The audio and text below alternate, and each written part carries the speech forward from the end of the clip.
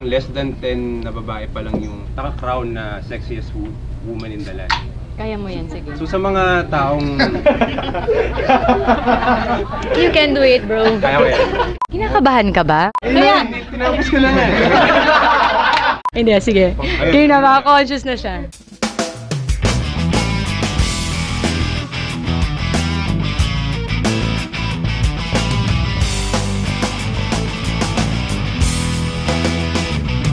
Masarap yung pakiramdam.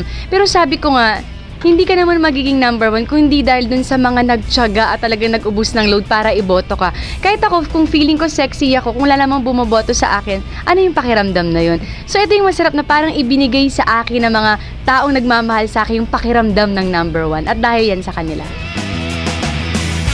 Minsan kasi ang pagiging sexy ng isang babae, hindi lang sa pananamit, the way magsalita, o kung anumang skin ang dapat ipakita. Siguro ang pinakamahalaga sa akin ang isang babae may sense of humor. Kasi kapag may sense of humor ang isang babae, lahat kaya niyang dalhin. At hindi siya boring kausap. At feeling ko yun ang meron ako.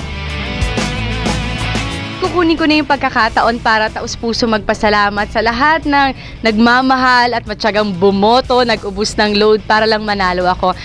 Sa totoo lang, napakasaya ng pakiramdam na ibinigay nyo sa akin ito at utang ko to sa inyo. Kaya naman babalik ako kayo, kaya makita-kita tayo sa 10. Ibibigay ko sa inyo si Marian Rivera.